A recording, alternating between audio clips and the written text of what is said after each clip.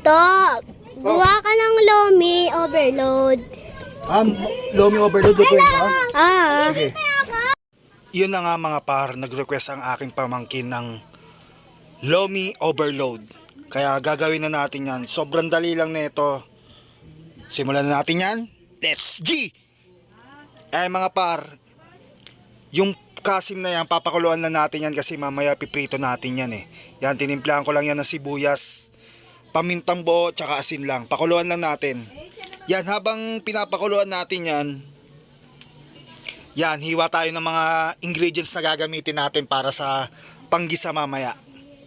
Yan, carrots yan, binalatan ko lang yan, tapos iiwain ko lang yan ng mga maliliit. Yan, tapos set aside ko lang.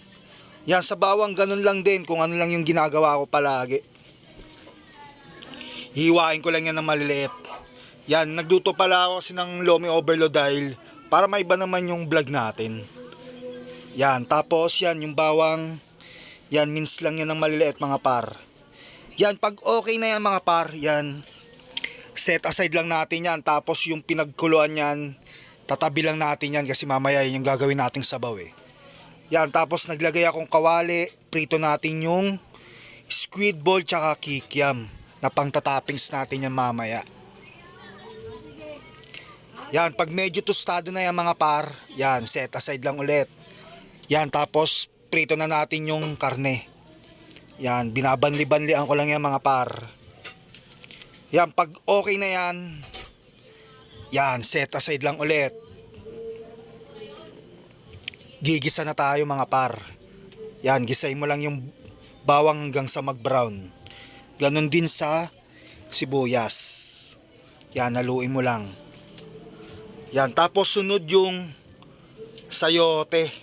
Yan, naglagay pala ako ng sayote para naman ma-vegetable, magulay yung lulutuin natin Lomi. Yan, tapos atay. Dapat atay mo na yung gigisahin eh, kaso wala, nauna na yung sayote. Yan, pag nagkaganyan na yan mga par, yan, lagay na natin yung carrots tsaka yung repolyo. Yan, sabayang gilas na yan. Yan, sangkutsay mo lang yan. Yan, tapos ilalagay na natin dyan yung pork stock natin. Yan, tapos add lang tayo ng tubig kasi konti eh. Yan, tapos timplahan lang natin yan ng paminta tsaka toyo para may kulay ng konti. Yan, tapos haluin mo lang.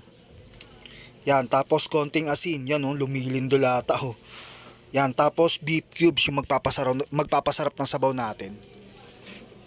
Yan, tapos takpan mo lang. Pakuluin mo lang yan mga par. Yan, habang nag-aantay tayo, ayun yung mga ipang tatoppings ko dyan. Squid ball, kikiam, yung pork, tsaka itlog. Tsaka may chicharon pa pala yan. Ayan, pag nakulo na yan mga par, ayan, ilalagay na natin yung Lomi natin. Noodles. Yan. Yan, tapos haluin mo lang. Yan, para hindi magdikit-dikit. Tapos, isang pirasong itlog lang. Dapat dalawa eh, kaso isa na lang yung nasa rep eh. Yan. Tapos, lagyan natin ng cornstarch para lumapot yung sabaw. Pero saktong lapot lang kasi mas gusto ko pa rin talaga masabaw eh. Yan, pag okay na yung mga par, ayan na. Goods na yan. Plating na tayo. Yan. Yan, lagyan natin yung kikiam, squid ball. Yan, itlog, yung pork. Tapos chicharon mga par. Kita nyo naman yan mga par. Sobrang solid ng food trip natin. Hindi mo na kailangan pumunta ng Batangas para kumain ng Lomi. Ayan ang mga par, titikman na natin yan. First bite. Yun o. Kita nyo naman mga par. Yun o, kayo ba? Ano food trip nyo? Ulam nyo? Pa-comment down below naman. Yun o. Tikman natin yung pork. Tapos sausaw natin.